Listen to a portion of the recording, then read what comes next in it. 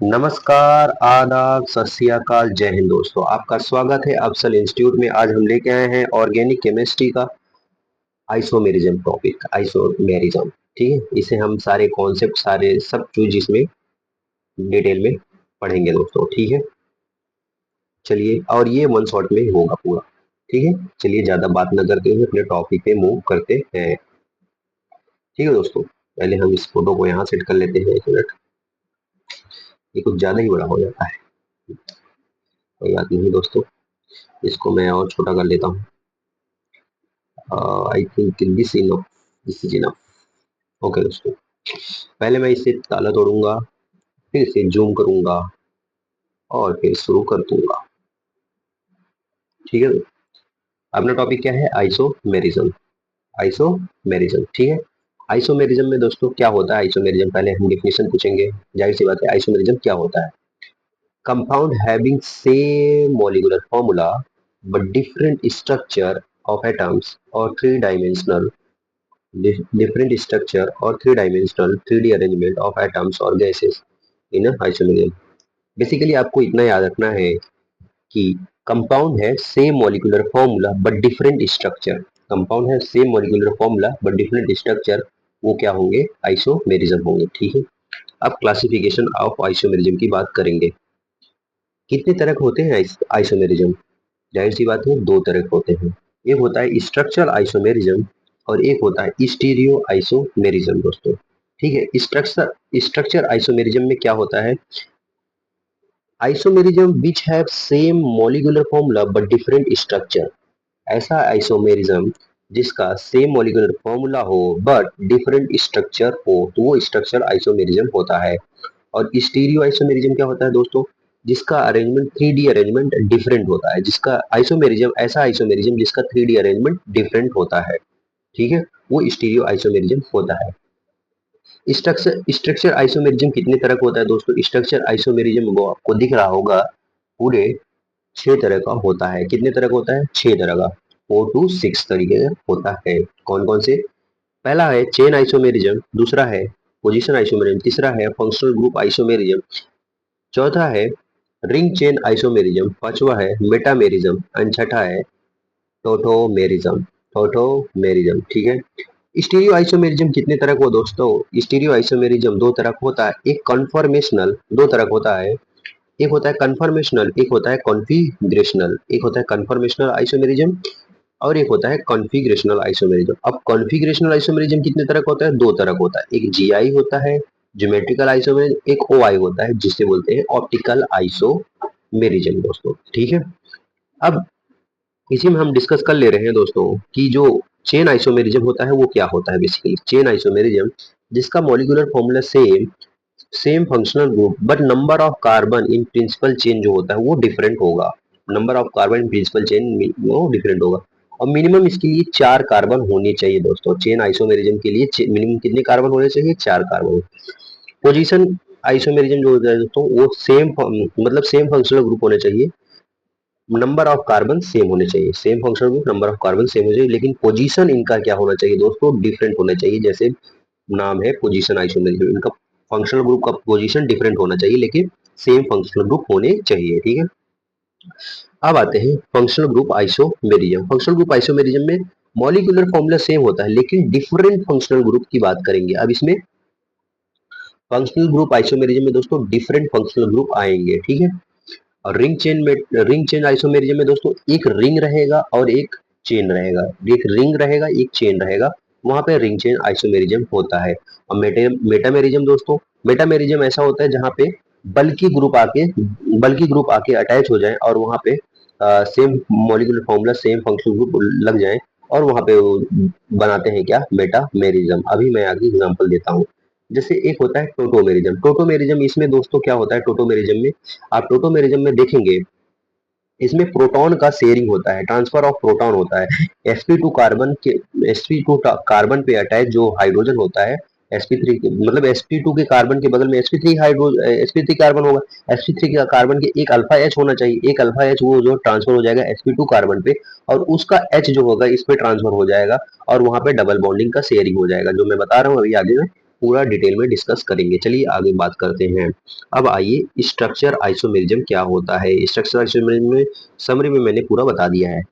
Chain isomerism, same functional group D same होता है, different side chain होगा। जैसे कि यहाँ पे देख रहे हैं एग्जांपल में ब्यूटेन है और आइसोब्यूटेन हो जाएगा, ये चेन आइसोमेरिज्म है दोस्तों। इसे हम मैजिक नंबर से भी हम कर सकते हैं, जो एक लीजेंड टीचर बताए हुए हैं। ठीक है।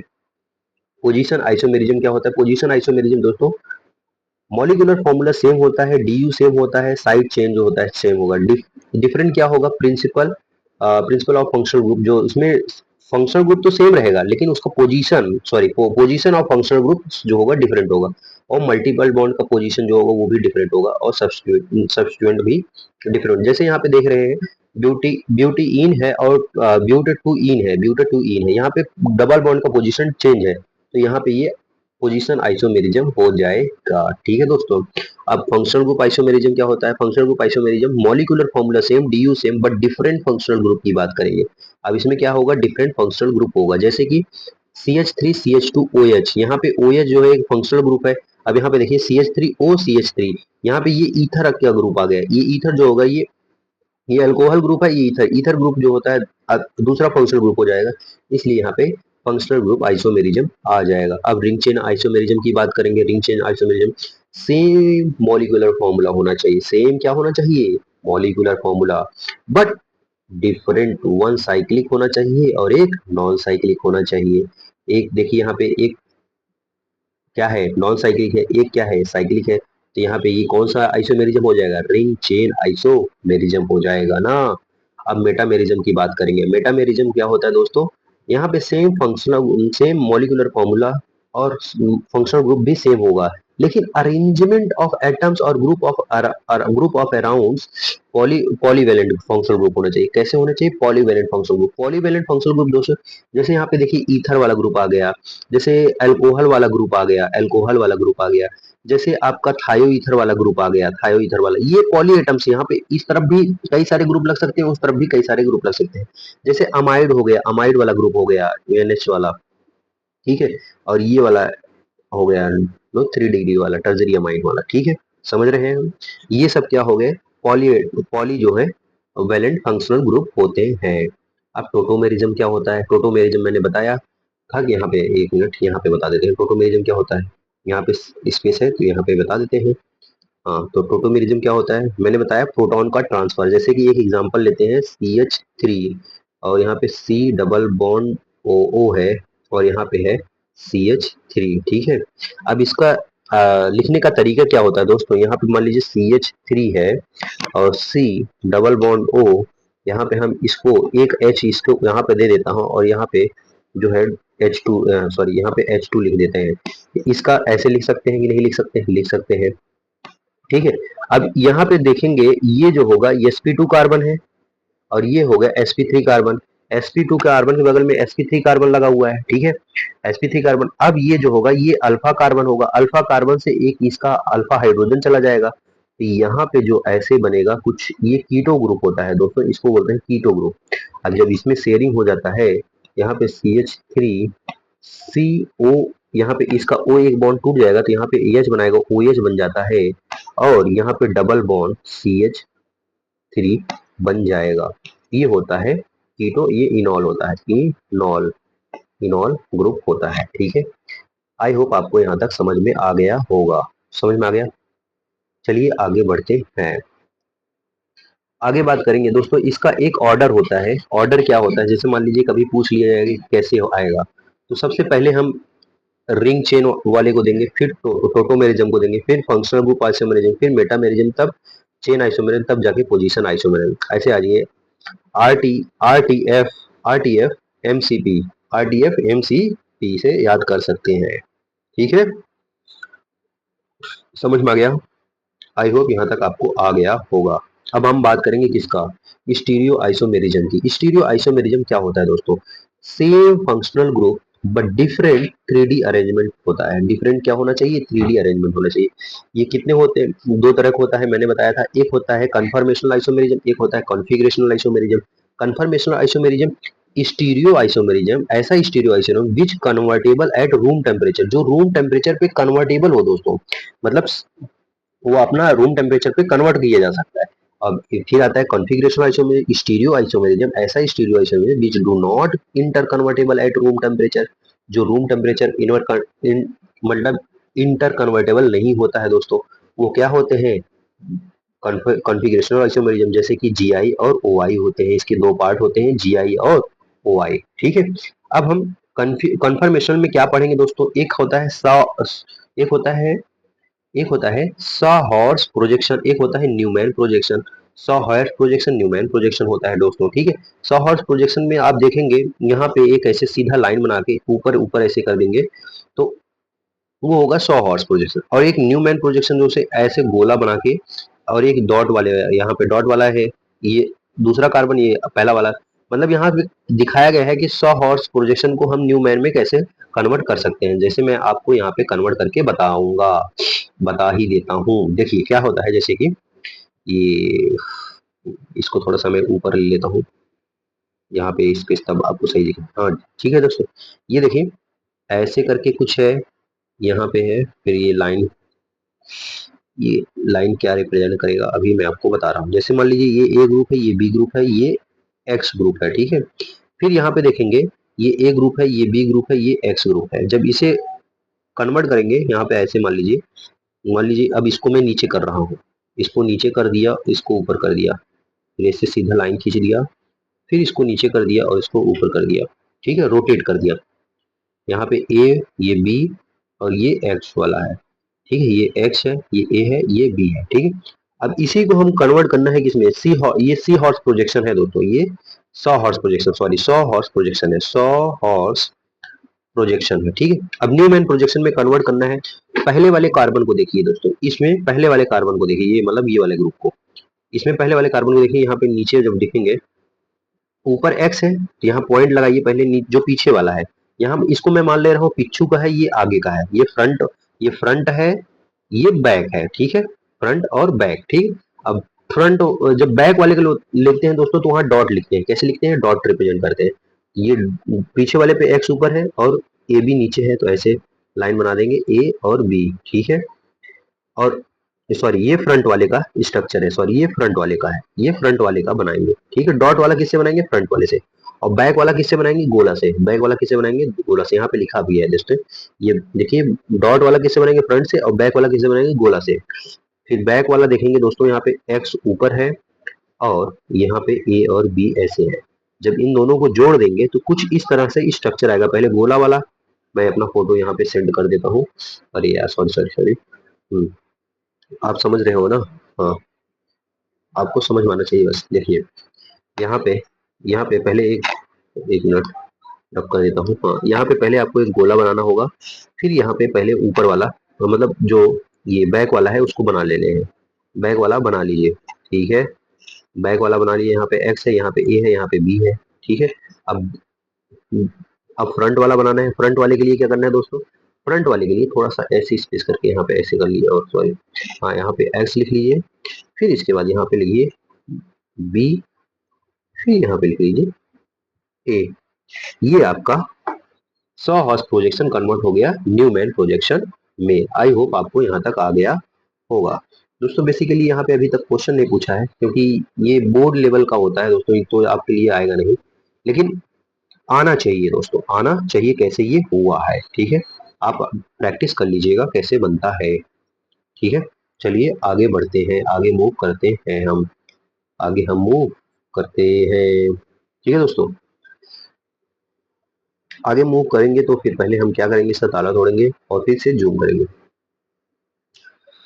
ओके, सब इंपॉर्टेंट टर्म्स के बारे में पहले पता करेंगे दोस्तों। ये दरअसल ये कॉन्फर्मेशनल में ही आएगा। ठीक है, अभी हम लोग जो पार्ट पढ़ रहे हैं ये कॉन्फर्मेशनल का ही पढ़ रहे हैं। सब इंपॉर्टेंट टर्म्स, एक होता है dihedral angles, torsion angle, interference angle. क्या होता है ये?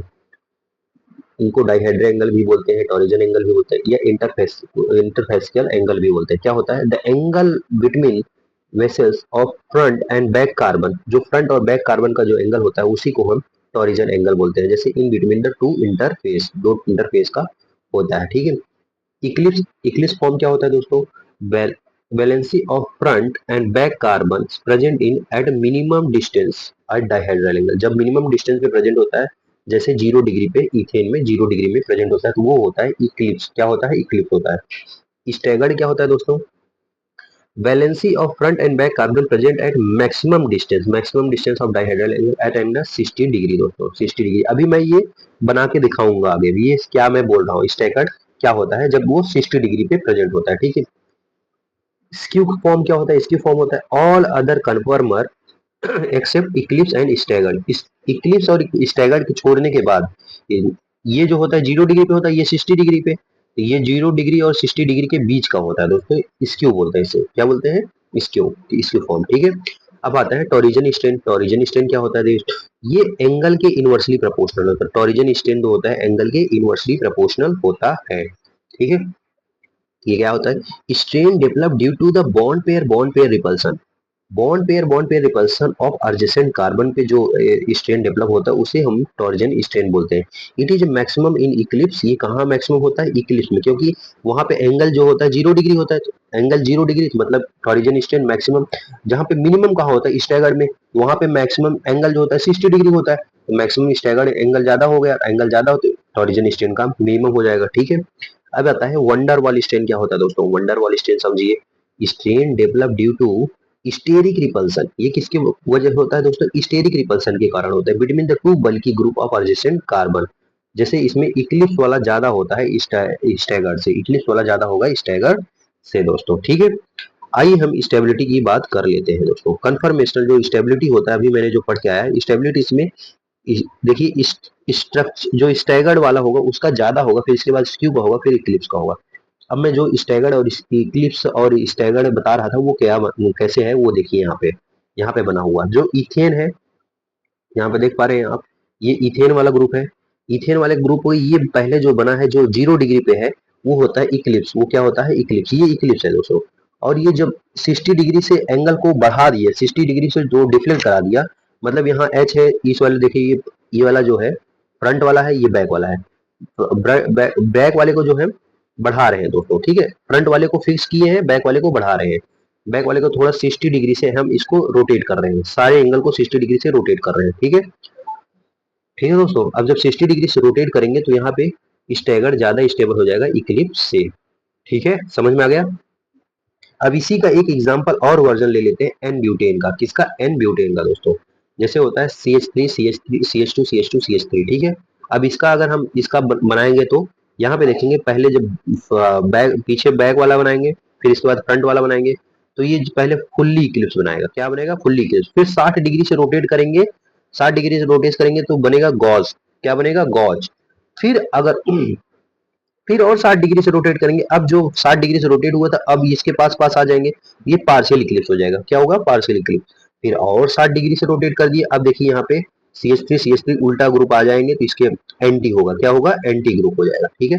अब इसका स्टेबिलिटी पूछता है दोस्तों, डायरेक्ट स्टेबिलिटी आप याद रखिएगा।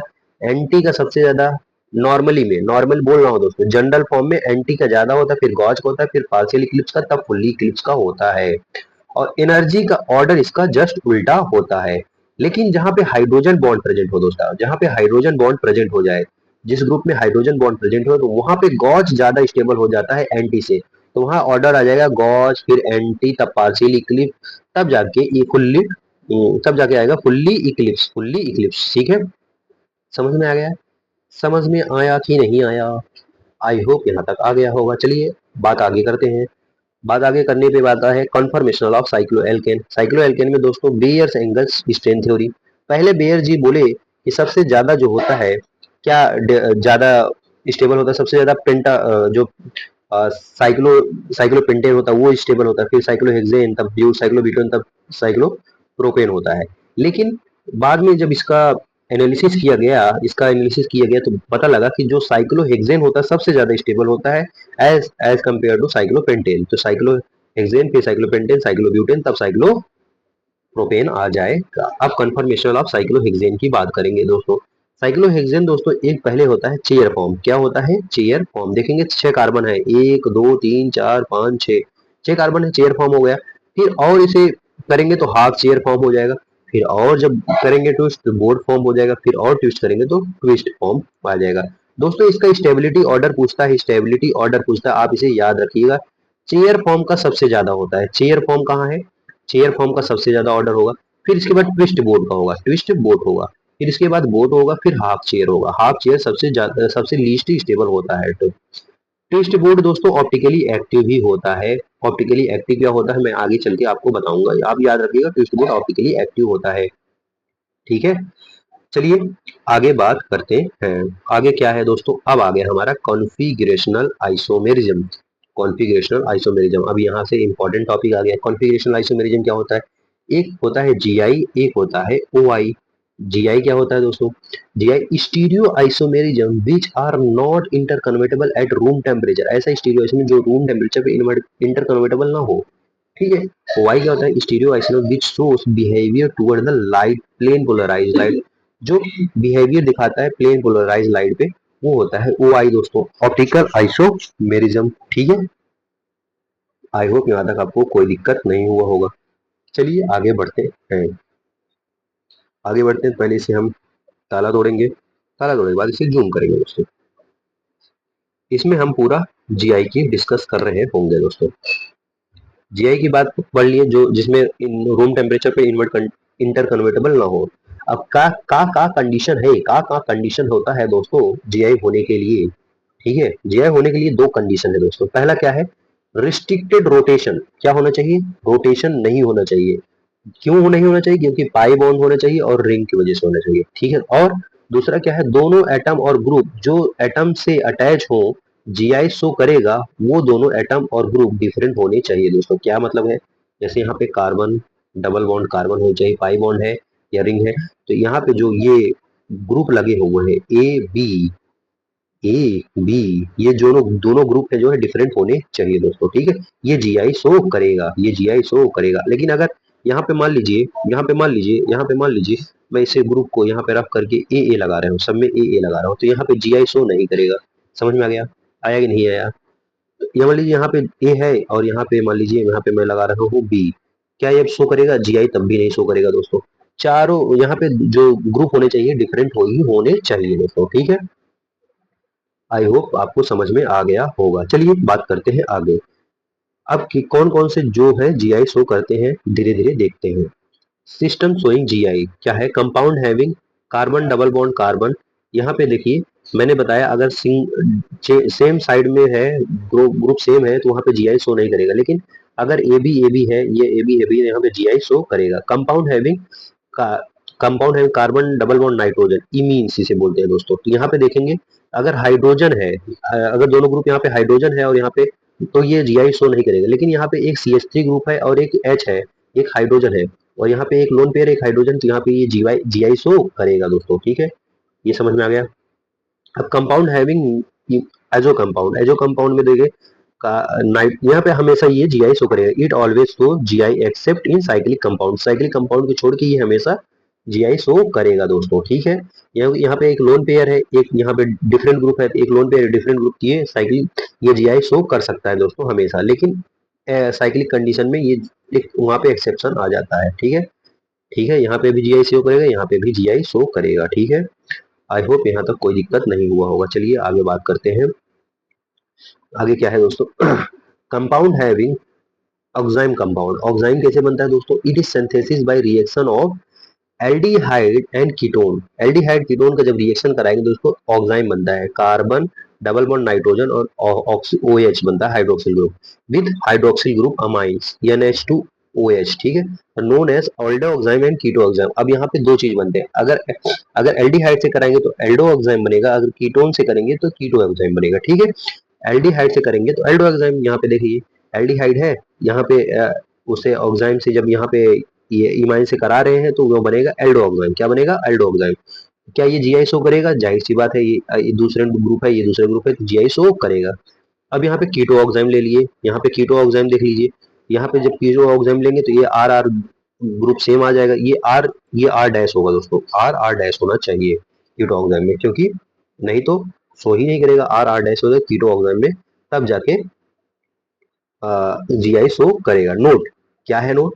All aldo enzyme show GI except formaldehyde. दोस्तों ये आपको याद रखना पड़ेगा, सभी एल्डो एंजाइम जीआई शो करेंगे एक्सेप्ट फॉर्मेल्डिहाइड। फॉर्मेल्डिहाइड जो होता है वो जीआई नहीं शो करता, फॉर्मल्डिहाइड CHO जो होता है वो एल्डिहाइड नहीं शो, वो जीआई नहीं शो करेगा दोस्तों, ठीक है। अब हम बात करेंगे ketone. Ketone unsymmetry can show G I, जो कीटोन होता है अनसिमेट्री वाला जीआई शो करेगा, मतलब यहाँ पे देखिए जो आर आर ग्रुप है वो डिफरेंट ही होने चाहिए, अगर डिफरेंट नहीं है तो वो जीआई शो नहीं करेगा दोस्तों, ठीक है। अब हम बात करेंगे cycloalkane GI. Cycloalkane GI कैसे होगा दोस्तों, अब यहाँ पे आएगा वेज डैश प्रोजेक्शन sp3, यहाँ पे देखिए ये कार्बन जो होगा ये sp3 होगा, ये वाला जो इसके पास जो सॉलिड स्ट्रक्चर होगा वेज होगा, और जो डैश वाला स्ट्रक्चर होगा डैश होगा। टूवर्ड द ऑब्जर्वर की तरफ होगा वेज वाला, और ये जो डैश वाला होगा अवे फ्रॉम ऑब्जर्वर होगा दोस्तों, ठीक है। आई होप यहाँ तक कोई दिक्कत नहीं हुआ होगा। चलिए आगे बढ़ते हैं। आगे बढ़ते हैं, इसी में बी वाला पॉइंट क्या है, जीआई इन साइक्लो एल्केन। साइक्लो एल्केन में बात करेंगे दोस्तों, क्या होता है साइक्लो एल्केन में दोस्तों, एटलीस्ट 2 sp3 कार्बन होने चाहिए, the ring should be have different group और डिफरेंट एटम्स और ग्रुप। देखिए क्या बोल रहा है, एटलीस्ट 2 sp3 कार्बन होने चाहिए, 2 sp3 कार्बन होने चाहिए ring, and the ring should have 2 different atoms और ग्रुप, और जो रिंग है उसके पास 2 डिफरेंट एटम और ग्रुप होने चाहिए। जैसे यहाँ पे देखिए प्रोपेन है, यहाँ पे क्या प्रोपेन वाला दिखा सकता है, साइक्लोप्रोपेन वाला नहीं दिखा सकता दोस्तों। क्या ये साइक्लोब्यूटेन वाला दिखा सकता है, हाँ यहाँ पे इसके पास भी अलग ग्रुप है, इसमें sp3 है, और ये दिखा सकता है। क्या ये वाला दिखा सकता है दोस्तों, साइक्लो साइक्लोहेक्सेन है, साइक्लोहेक्सेन पे बाइफिनाइल ग्रुप लगा हुआ है, ये भी sp, यहाँ पे भी sp3, यहाँ पे भी sp3, दोनों ग्रुप अलग अलग है दोस्तों, तो ये आप आज आपका यहाँ पे दिखा देगा जीआई, ठीक है। अब जीआई इन एल्केन, अब एल्केन एल्केन में जीआई दिखाएगा दोस्तों, साइक्लो एल्केन दोस्तों। एक्सपेरिमेंटल फैक्ट ये है, एक्सपेरिमेंटल फैक्ट है दोस्तों, तो आपको पता ही होना चाहिए, C3 से C7 कार्बन तक, C3 से C7 carbon GI not so possible. तीन तीन कार्बन से 7 कार्बन तक जीआई पॉसिबल नहीं होगा, ठीक है। ओनली उसमें सिस एग्जिस्ट करेगा, और उसमें केवल कौन फॉर्म एग्जिस्ट करेगा, सिस फॉर्म एग्जिस्ट करेगा। अभी हम सिस और ट्रांस फॉर्म आपको बताएंगे। सिस क्या होता है, जिसमें सेम साइड पे लगे रहते हैं ग्रुप वो सिस होते हैं, अपोजिट साइड पे लगे रहते हैं तो ट्रांस होते हैं, ठीक है। अब C8 से कार्बन 11 तक GI possible along the double bond, ठीक है। वहां पे ट्रांस ग्रेटर देन होता है सिस से, ट्रांस किससे ज्यादा होता है, सिस से, ठीक है। और कार्बन 12 से ज्यादा हो जो होता है जीआई पॉसिबल डबल बॉन्ड, वहां पे ट्रांस इज ग्रेटर देन सिस से, वहां पे ट्रांस जो होता है ज्यादा हो जाएगा सिस से, ठीक है दोस्तों। वहां पे ट्रांस ज्यादा हो जाएगा, ठीक है। जैसे आइए हम नेक्स्ट बात करेंगे, जहाँ पे देखिए एग्जाम्पल ये है, साइक्लोहेक्सीन है, यहाँ पे साइक्लोहेक्सीन है, क्या ये शो करेगा, नहीं शो करेगा या, लेकिन यहाँ पे देखिए ये यहाँ पे दिख रहा है ग्रुप, ये शो कर सकता है। यहाँ पे देखेंगे सिस वाला ज्यादा स्टेबल होगा ट्रांस से, ठीक है। अब यहाँ पे ये वाला ग्रुप देख लीजिए, ये क्या करेगा, नहीं करेगा, क्या ये करेगा, यहाँ पे एक वेज है एक डैश है तो ये कर सकता है, ठीक है। बात करेंगे आगे, जीआई इन साइक जीआई इन अल्काइलिडीन साइक्लो एल्केन, जीआई इन अल्काइलिडीन साइक्लो एल्केन, रिंग होना चाहिए और पाई बॉन्ड होना चाहिए, रिंग होना चाहिए और पाई बॉन्ड, रिंग है और पाई बॉन्ड है।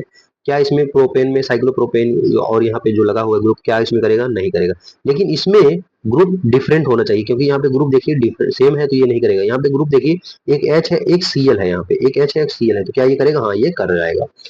यहाँ पे देखिए दोस्तों, ये एक रिंग होना चाहिए एक पाई बॉन्ड होना चाहिए, रिंग और पाई बॉन्ड है, और क्या ये दोनों ग्रुप एक ही जगह है तो ये नहीं करेगा। क्या यहाँ पे देखिए दोस्तों, एक रिंग है, एक एक रिंग है, और एक डबल बॉन्ड पाई है, एक एचबीआर एच, ये करेगा, हाँ दोस्तों ये कर जाएगा, ठीक है।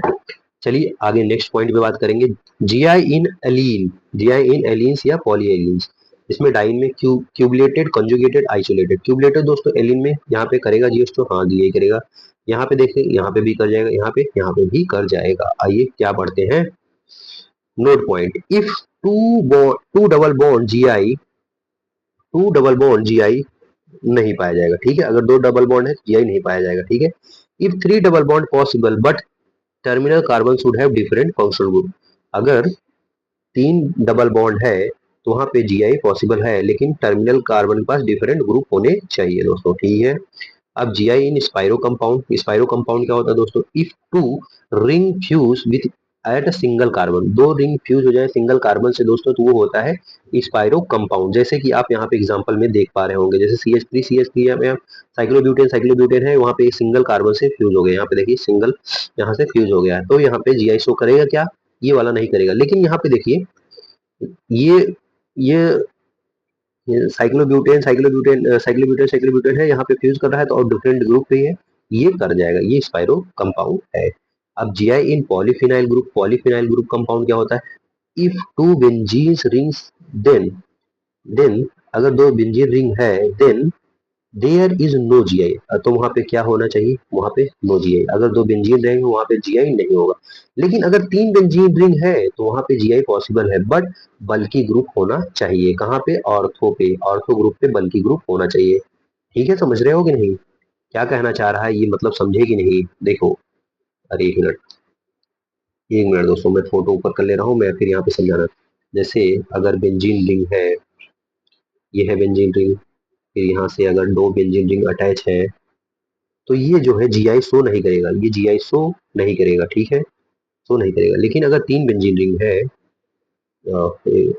एक मिनट दोस्तों, तीन बेंजीन रिंग है, कैसे बनेगा? तीन बेंजीन रिंग ऐसे बनेगा, एक बेंजीन रिंग हो गया, फिर यहाँ से दूसरा बेंजीन रिंग हो गया, फिर यहाँ से, एक मिनट, अरे चल जा भाई,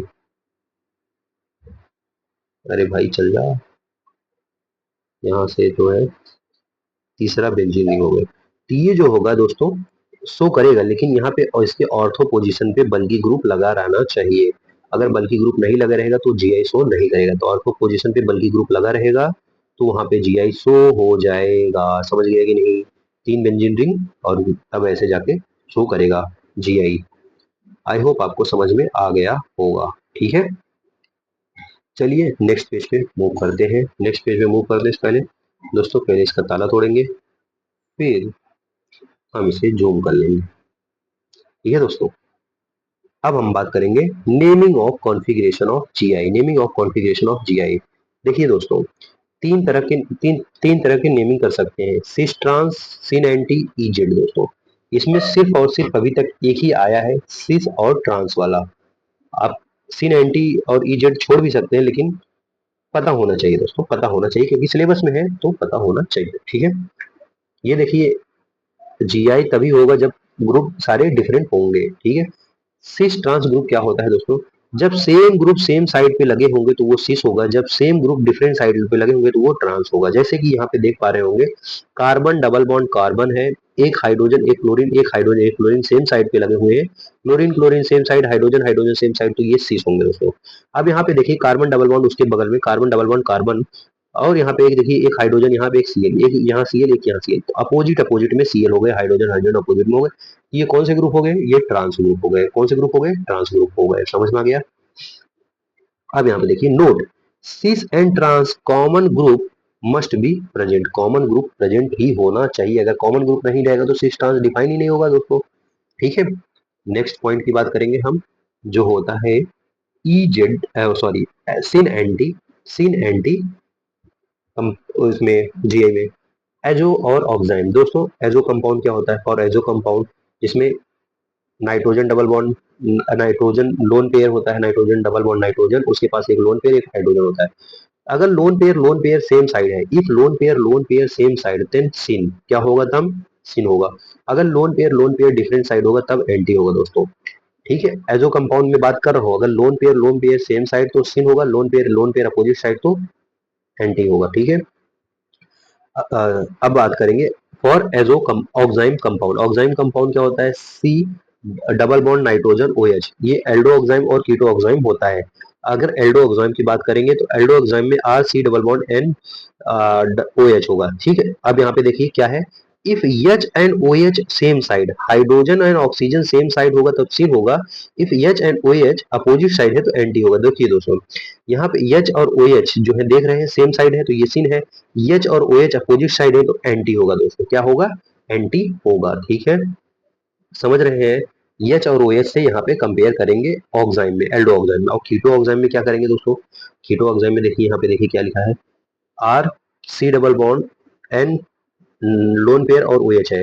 इफ इथाइल ग्रुप और O H group same side है, अगर ethyl group O H group same side हो तो सिन, अगर इथाइल ग्रुप और O H group opposite side हो तो एंटी। या जो बल्कि ग्रुप होता है, यहाँ पे इथाइल ग्रुप जो होता है दोस्तों, इथाइल ग्रुप और ओ एच ग्रुप अगर सेम साइड है तो क्या होगा? सिन होगा दोस्तों। अगर इथाइल ग्रुप और OH ग्रुप अपोजिट साइड होगा तो क्या होगा, एंटी होगा। क्या होगा, एंटी होगा। आई होप यहाँ तक क्लियर हो गया होगा। ठीक है, चलिए आगे बढ़ते हैं। EZ, कौन से, EZ प्रायोरिटी पे। अब इसका EZ कैसे निकालते हैं दोस्तों, तो इसमें दोस्तों EZ निकालने के लिए इसका प्रायोरिटी ऑर्डर दिया जाए, जिसे CIP रूल बोलते हैं। ठीक है, priority is given to the both atoms और groups attach with the carbon double bond and carbon according to CIP rule. CIP rule से हम करते हैं। CIP रूल क्या है, इफ प्रायोरिटी ग्रुप, अगर देखिए इसमें रूल पहला क्या है, if priority group at same side, अगर सेम साइड प्रायोरिटी ग्रुप आ जाए तो वो होगा जेड। क्या होगा, जेड। अगर सेम साइड यहाँ पे आ जाएगा तो जेड होगा, और डिफरेंट साइड होगा तो दोस्तों अगर प्रायोरिटी ग्रुप डिफरेंट साइड है तो ई होगा। क्या होगा, ई होगा। ये आप क्या बोल रहे हो, आपको समझ नहीं आ रहा होगा। मैं क्या बोल रहा हूँ आपको समझ नहीं आ रहा होगा, लेकिन अभी मैं जब एग्जांपल दूंगा तो आपको समझ में आएगा। अगर प्रायोरिटी ग्रुप सेम साइड पे है तो जेड होगा, अब प्रायोरिटी ग्रुप डिफरेंट साइड है तो ई होगा। ठीक है, अब देखिए CIP रूल क्या बोलता है। पहला, पहले फर्स्ट नंबर किसे देंगे, atoms with higher atomic number is given first priority, उसको पहला नंबर देंगे। जिसका एटॉमिक नंबर हायर है, जिसका एटॉमिक नंबर हायर है उसको हम फर्स्ट प्रायोरिटी देंगे। ठीक है, दूसरा क्या है, if first atom of both group है सेम, देन, अगर फर्स्ट एटम दोनों ग्रुप में सेम है, then next atom is consider soon, तब नेक्स्ट एटम को हम लेंगे। ऐसे सो ऑन चलता रहेगा। इफ आइसोटोप प्रेजेंट, अगर आइसोटोप प्रेजेंट है, then heavier isotope is given first priority, अगर आइसोटोप प्रेजेंट है तो उसको हम पहले प्रायोरिटी पे देंगे। दोस्तों जैसे ये एग्जांपल यहाँ पे लिया गया है, सी कार्बन कार्बन डबल बॉन्ड, यहाँ पे CH3, यहाँ पे CD3 है, कार्बन डबल बॉन्ड कार्बन, यहाँ पे देखिए CH3 और CH, यहाँ पे देखिए ब्रांचिंग को पहला प्रायोरिटी, और ये भी याद रखिएगा ब्रांचिंग को पहला प्रायोरिटी मिलेगा। ठीक है, मान लीजिए एक लीनियर है, एक ब्रांच है, तो ब्रांचिंग को पहला प्रायोरिटी मिलेगा। ठीक है, तो यहाँ पे 3 डिग्री वाला, 2 डिग्री वाला, 1 डिग्री, 3 डिग्री वाला पहला प्रायोरिटी मिलेगा तो इसको 1 मिल जाएगा, और इस तरफ में इसको 1 मिल जाएगा, क्योंकि यहाँ पे CH3 है, CD3 है। यहाँ पे D3 वाला जो ज्यादा होगा आइसोटोप है, तो 1 1 सेम साइड है, 1 1 सेम साइड तो जेड होगा, सेम साइड तो जेड। अब जैसे यहाँ पे देखिए कार्बन डबल बॉन्ड कार्बन, यहाँ पे H है, यहाँ पे CH3 है, यहाँ पे Cl है, यहाँ पे Br है। इस तरफ देखेंगे तो कौन सा नंबरिंग होगा, H आएगा कि CH3, इसको नंबर 1 देंगे। ठीक है, अब Br और क्लोरीन में किसको नंबर देंगे, तो Br को देंगे। तो यहाँ पे भी नंबर 1 सेम आ गया, तो यहाँ पे भी जेड होगा। समझ आ रहा है, जब समझ में आया कि नहीं, अगर यही ग्रुप डिफरेंट साइड होता तो वो क्या हो जाता, ई हो जाता। समझ में आया कि नहीं आया, आई होप यहाँ तक आपको समझ में आ गया होगा। चलिए अब अपने नेक्स्ट टॉपिक में बढ़ते हैं, और लास्ट टॉपिक पे बढ़ते हैं, जिसका नाम है ऑप्टिकल आइसोमेरिज्म। दोस्तों ऑप्टिकल आइसोमेरिज्म, ऑप्टिकल आइसोमेरिज्म दो तरह का होता है दोस्तों। ऑप्टिकल आइसोमेरिज्म दो तरह का होता है, एक होता है ऑप्टिकली एक्टिव और एक होता है ऑप्टिकली इनएक्टिव। ऑप्टिकली एक्टिव और ऑप्टिकली इनएक्टिव, ये कैसे डिफाइन होता है, कौन ऑप्टिकली एक्टिव होगा कौन ऑप्टिकली इनएक्टिव होगा। दोस्तों देखिए, अगर एक प्लेन पोलराइज लाइट, मतलब एक लाइट है, वो जो है उसको हम पोलैरीमीटर में पास करा रहे हैं, उसे हम कहाँ पास कर रहे हैं, एक पोलैरीमीटर से। जब हम निकोल प्रिज्म लगाते हैं दोस्तों, अगर वो लाइट रोटेट कर जा रहा है, अगर वो लाइट रोटेट कर जा रहा है तो वो ऑप्टिकली एक्टिव होगा। अगर वो रोटेट नहीं कर पा रहा है तो वो ऑप्टिकली इनएक्टिव होगा। मैंने क्या बोला, एक लाइट है, उसे हम पास कर रहे हैं पोलैरीमीटर से। जब वो लाइट जो है निकोल प्रिज्म से पास कराया जाएगा, अगर वो लाइट बेंड कर जाए, थोड़ा सा मुड़ जाए, तो वो होता है प्लेन पोलराइज लाइट, वो होता है प्लेन पोलराइज लाइट। वो जो होगा ऑप्टिकली एक्टिव होगा। अगर वो और रोटेट नहीं कर रहा है तो वो होगा ऑप्टिकली इनएक्टिव। ठीक है, अब ऑप्टिकली एक्टिव कंपाउंड जो होता है वो दो तरह का होता है। ऑप्टिकली एक्टिव दो तरह का होता है, या तो डेक्स्ट्रो रोटरी होता है या तो लेब्रियो रोटरी, मतलब या तो राइट साइड मूव कर सकता है या तो left side. Dextro rotary D form होता है, लेब्रियो रोटरी एल फॉर्म होता है। डी फॉर्म बोले तो पॉजिटिव, एल फॉर्म बोले तो निगेटिव आइसोमेरिज्म होता है। Rotate plane polarise toward the right side, दोस्तों ये राइट साइड में रोटेट करा देता है, और ये रोटेट कराता है प्लेन पोलराइज लाइट को toward the left side, anti clockwise direction में रोटेट करा देता है। ठीक है, समझ में आया। आगे बात करते हैं angle of rotation. Angle of rotation जो थीटा होता है, ठीक angle by which optically an optically active compound rotate plane polarise, वह एंगल जिसमें optically active plane polarise light को रोटेट कराया, वही होता है theta, angle of rotation. It depends upon it depends upon किसमें, D and L form polarimeter tube. ठीक है, डी और एल फॉर्म पोलरीमीटर ट्यूब पे। ठीक है, अब बात करेंगे कायरलिटी। यहाँ पे दोस्तों कायरल कार्बन आ गया। कायरल कार्बन क्या होता है, देखिए यहाँ पे एक कार्बन है, वहां पे जो ग्रुप लगे होंगे ABCD, ये चारों ग्रुप डिफरेंट होने चाहिए, चारों ग्रुप डिफरेंट होने चाहिए। ये कार्बन क्या हो जाएगा, sp3 कार्बन हो जाएगा, और यही कार्बन जो होगा कायरल कार्बन होगा। ठीक है, क्या कार्बन होगा, कायरल कार्बन होता है। ठीक है, चारों ग्रुप डिफरेंट होने चाहिए, sp3 ग्रुप हो जाता है तो वो कौन सा ग्रुप हो जाता है, वो कौन सा कार्बन हो जाता है, कायरल कार्बन हो जाता है। ठीक है, नोट कायरलिटी और unsymmetry essential for optical activity. ठीक है, it has only one chiral carbon, optical active होने के लिए एक कायरल कार्बन होना चाहिए। It has more than one chiral carbon but no symmetry in element, एक से ज्यादा भी कायरल कार्बन हो सकते हैं लेकिन उसमें कोई सिमेट्री नहीं पाई जाए। सिमेट्री आगे हम बताएंगे क्या क्या होता है। It has no chiral carbon but also elementary of symmetry, उसके पास कोई कायरल कार्बन भी नहीं होना चाहिए और कोई भी सिमेट्री भी नहीं होना चाहिए, तो वो होता है क्या, ऑप्टिकली एक्टिव। ठीक है, अब और सिमेट्री कितना तरह का होता है, दो तरह का, एक पीओएस होता है, एक सीओएस होता है, जिसे पॉज और कॉज बोलते हैं दोस्तों। लेकिन उससे डिस्कस पहले पहले पहले आइए देखते हैं कायरल कार्बन क्या होता है। कायरल कार्बन और एसिमेट्रिकल कार्बन जिसे बोलते हैं, sp3 carbon, sp3 hybridise carbon होंगे, क्योंकि यहाँ पे देखिए चारों ग्रुप डिफरेंट होंगे ना, ABCD। ठीक है, sp3 हाइब्रिडाइज कार्बन होंगे, atoms attach with different atoms और ग्रुप्स, एटम्स अटैच होने डिफरेंट ग्रुप और एटम्स से। ठीक है, क्या इसमें कायरल कार्बन है, नहीं, कायरल कार्बन जीरो। क्या इसमें कायरल कार्बन है, हाँ एक कायरल कार्बन दिख रहा है, डिफरेंट एटम यहाँ, यहाँ यहाँ पे एक हाइड्रोजन लगा हुआ है, तो ये कायरल कार्बन है।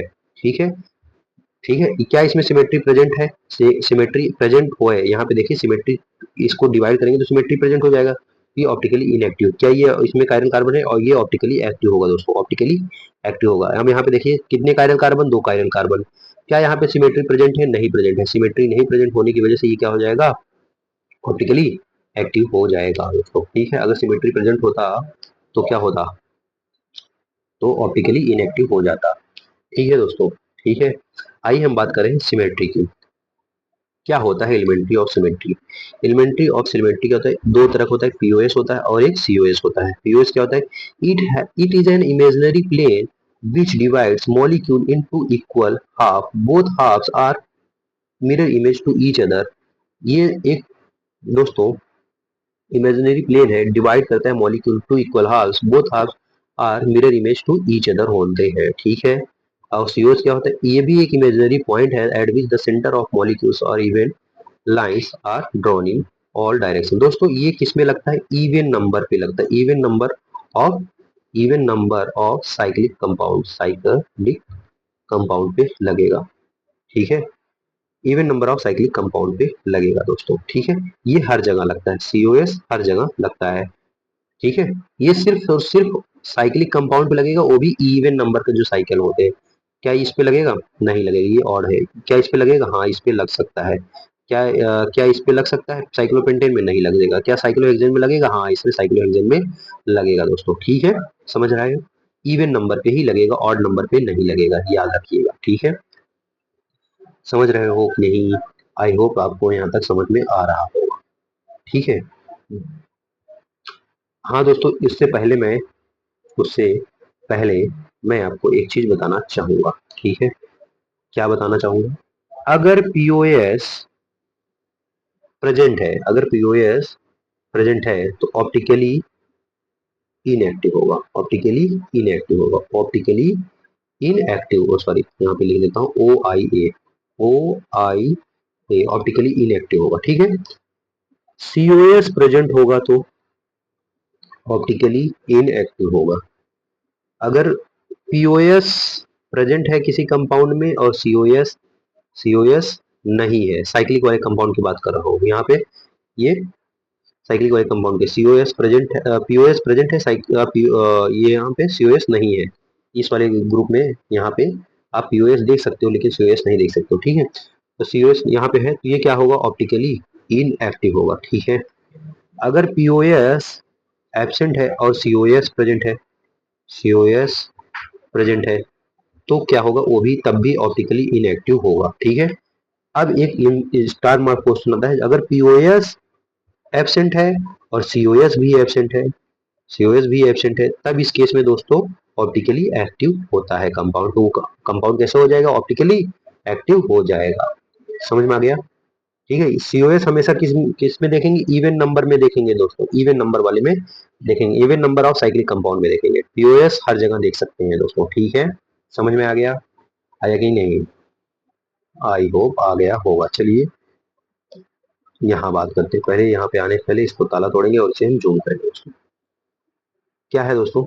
Representation of OI. ओआई का रिप्रेजेंटेशन ऑप्टिकल आइसोमेरिज्म। पहला है वेज डैश प्रोजेक्शन, दूसरा है precipitation formula only। क्या है? precipitation formula only sp3 carbon present in plane and that is 2 valency carbon on wedge and 2 valency carbon on dash। ठीक है। और जो तीसरा है fresh projection, Fischer projection, sorry Fischer projection होता है। he says that we simply convert wedge dash into vertical horizontal line where these line meet in the where these line सिस होते हैं दोस्तों। तो कार्बन sp3 कार्बन हो गए, जो वहां पे हम बनाएंगे तो वो कार्बन कौन सा हो जाएगा? sp3 कार्बन होगा। फिशर प्रोजेक्शन डायरेक्टली बोलता है कि जो इनका वेज डैश वाला प्रोजेक्शन है, हम डायरेक्टली इसको हॉरिजेंटल और वर्टिकल लाइन में बना सकते हैं, और जहां पे भी मीट करेंगे वो sp3 कार्बन के होंगे दोस्तों। ठीक है, जैसे आप यहाँ देख पा रहे हो, ये जो कार्बन है sp3 कार्बन है। यहाँ पे आप ये डायग्राम में आप देख पा रहे होंगे। ठीक है, अब हम कॉन्फ़िगरेशन की बात करेंगे। Configuration of OI. ओआई को हम कैसे निकालेंगे दोस्तों? और अबाउट कायरल कार्बन, पहले है एब्सोल्यूट कॉन्फ़िगरेशन, आरएस कॉन्फ़िगरेशन होता है दोस्तों। आरएस कॉन्फ़िगरेशन पढ़ना बहुत ज्यादा है। दूसरा है रिलेटिव कॉन्फ़िगरेशन, डीएल कॉन्फ़िगरेशन। पहले हम आरएस कॉन्फ़िगरेशन पढ़ते हैं। आरएस कॉन्फ़िगरेशन अगर हम पहले किस में पढ़ेंगे? इसमें फिशर प्रोजेक्शन में, फिशर प्रोजेक्शन में पढ़ेंगे। ठीक है दोस्तों, देखिए priority is given to the all four atoms और groups attach to the chiral carbon according to C I P. C I P rule के अकॉर्डिंग हम देंगे। ठीक है, समझ रहे हो कि नहीं? आई होप समझ रहे होगे। चलिए सीआईपी क्या बोलता है? पहला case, if last priority group at vertical line, अगर लास्ट प्रायोरिटी ग्रुप अगर वर्टिकल लाइन पे है, देन 1 2 3 ग्रुप होगा और 4 को निगलेक्ट करके, अगर क्लॉक वाइज है तो और आर एंटी क्लॉकवाइज है तो एस होगा। ठीक है, अगर क्लॉकवाइज है तो आर, एंटी क्लॉकवाइज है तो एस होगा। ठीक है, वर्टिकल लाइन पे। ठीक है, समझ रहे हो? केस दूसरा को, if last priority group at horizontal line तो 1 2 3, अगर क्लॉक वाइज होगा तो एस होगा, एंटी क्लॉकवाइज होगा तो आर होगा। क्या बोल रहा हूं मैं? बेसिकली एक यहाँ पे मान लीजिए एक कंपाउंड है, यहाँ पे एक कंपाउंड है। ठीक है, एक कंपाउंड है, यहाँ पे मान लीजिए CH3 है, यहाँ पे मान लीजिए यहाँ पे हाइड्रोजन है, यहाँ पे Cl है, और यहाँ पे Br है। ठीक है, अब इसको जब नंबरिंग करेंगे दोस्तों, तो Br को 1 देंगे, इसको 2 देंगे और इसको 3 देंगे। तो यहाँ देखिए ये ऐसे जा रहा है, ये ऐसे जा रहा है। आप बताइए, मतलब इसे 4 नंबर ये वाला है, इसको हम निगलेक्ट करेंगे, और ये 1 2 3 ऐसे जा रहा है। तो 1 2 3 जब जाएगा ऐसे, तो ये बताइए कौन सा है? क्लॉकवाइज है कि एंटी क्लॉकवाइज? एंटी क्लॉकवाइज है, मतलब ऐसे जाएगा तो एंटी क्लॉकवाइज होगा। एंटी क्लॉकवाइज होगा तो दोस्तों, और ये वर्टिकल लाइन पे है, कहाँ पे है? वर्टिकल, ये वाला वर्टिकल होगा और ये वाला जो होगा हॉरिजॉन्टल होगा। ठीक है, ये मान लीजिए मैं ये बना रहा हूँ यहाँ पे।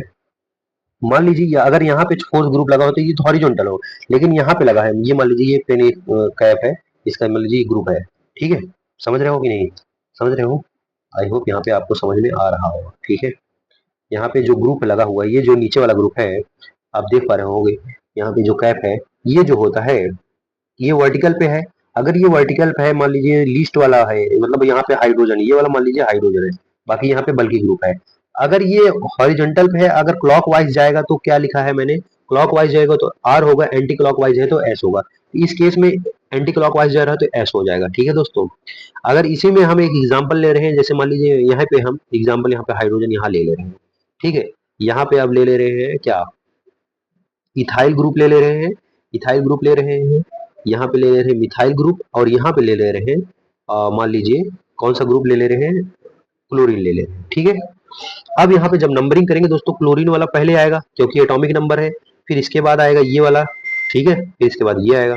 ठीक है, अब यहाँ पे देखेंगे फोर्थ ग्रुप यहाँ पे है, तो यहाँ पे जब देखेंगे तो ये ग्रुप कैसे आएगा? ऐसे आएगा, अभी भी क्लॉकवाइज जा रहा है, एंटी क्लॉकवाइज जा रहा है, इसका अभी भी क्या आएगा? एस आएगा। लेकिन मैं एंटी क्लॉकवाइज इसको लेना चाह रहा हूँ इस पे, मान लीजिए इसी को दूसरा एग्जांपल देना चाह रहा हूँ दोस्तों। एग्जांपल से करेंगे तो समझ में आएगा। मान लीजिए यहीं पे ग्रुप है और मैं इसको क्या इसे बी आर यहाँ दे रहा हूँ और सी एल यहाँ दे रहा हूँ, मिथाइल ग्रुप यहाँ दे रहा हूँ। ठीक है, अब ये फोर्थ ग्रुप है दोस्तों, इसको 1, इसको 2, इसको 3। अब यहाँ पे देखेंगे ये कैसे जा रहा है, क्लॉकवाइज जा रहा है।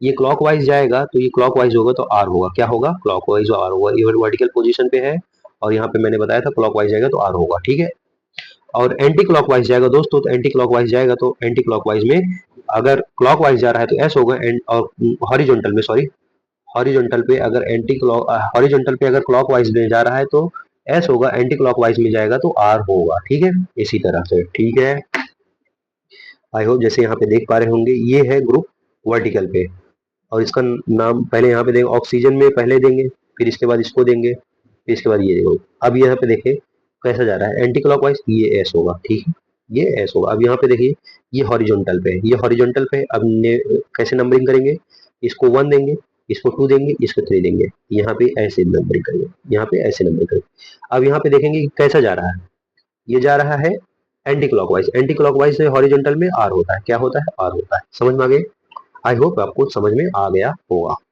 ठीक है, चलिए आर आर आर एस जो है वेज डैश में देखते हैं। वेज डैश में अभी हम वर्टिकल लाइन में देख रहे हैं फिजर प्रोजेक्शन में, अब हम वेज डैश पे देखेंगे। ठीक है, क्या है वेज डैश पे, इफ प्रायोरिटी ग्रुप, अगर last priority group and fourth position on dash, अगर फोर्थ पोजीशन किस पे है, डैश पे है। यहाँ पे जैसे देख पा रहे होंगे 1 2 3 अगर निगलेक्ट करेंगे, 4 वाले को निगलेक्ट करके अगर क्लॉक वाइज है, वैसे वही वाला या यही वाला याद करिए, वर्टिकल लाइन वाला। अगर फोर्थ ग्रुप मान लीजिए वर्टिकल लाइन पे है, अगर क्लॉकवाइज है तो आर, एंटी क्लॉकवाइज है तो एस होगा। ठीक है, अब यहाँ पे देखिए फोर्थ ग्रुप क्या है, क्लॉकवाइज है तो आर, क्लॉकवाइज है तो आर, एंटी क्लॉकवाइज है तो एस होगा। ठीक है, अगर अब यहाँ पे एक चीज और हो सकता है दोस्तों, if last priority group other than dash, मतलब डैश के अलावा है कहीं पे है, तब bring it last priority group on dash by 2 interchanges, 2 interchange करके तो हम तब निकालेंगे आर डैश। मतलब पहले मान लीजिए एच वाला ग्रुप मान लीजिए यहाँ पे है, ये जहाँ सी एच थ्री लगा हुआ है। ठीक है, जैसे मैं बताना चाह रहा हूँ ऐसे, ये मान लीजिए ये वाला क्या है, सी एल ग्रुप है। ठीक है, यहाँ पे लगा, सॉरी सॉरी सॉरी, यहाँ पे जो है डैश है, यहाँ पे लगा है सी एच थ्री। ठीक है, यहाँ पे हाइड्रोजन, यहाँ पे इथाइल ग्रुप है, सी टू एच फाइव है। ठीक है, अब इसको जब लाओगे दोस्तों, 2 इंटरचेंज करना पड़ेगा, 2 इंटरचेंज करके इसको यहाँ लाना है। 2 इंटर जब चेंज करोगे तो इसको यहाँ पे ला दीजिए, इसको यहाँ पे ला दीजिए, और इसको यहाँ पे ला दीजिए, और इसको यहाँ पे ला दीजिए, और इसको यहाँ पे ला दीजिए। ठीक है, कुल मिला के बाद ऐसे है, कुल मिला के बाद ऐसे है, जो यहाँ पे हो जाएगा डैश पे C2H5 हो जाएगा, और मतलब वेज पे, वेज वाले पे, और डैश वाले पे हो जाएगा हाइड्रोजन, और यहाँ वाला हो जाएगा CH3, और यहाँ पे हो जाएगा Cl। अब नंबरिंग करिए, नंबरिंग क्या होगा यहाँ पे, इसको पहले नंबरिंग, इसको दूसरा नंबरिंग, इसका तीसरा नंबरिंग। अब इसको निगलेक्ट कर लेंगे, तो अब यहाँ पे बताइए ये कैसा है, एंटी क्लॉकवाइज, एंटी क्लॉकवाइज रहेगा तो क्या है, एस होगा, एंटी क्लॉकवाइज है तो क्या होगा, एस होगा। समझ गए, ये रहा, देखिए देखिए एंटी क्लॉकवाइज है एस है, क्योंकि आई होप समझ में आ गया होगा। ठीक है, समझ में आया ना, आया ना, और क्वेश्चन प्रैक्टिस कर लीजिएगा इस पे, और ना आए तो जरूर पूछिएगा।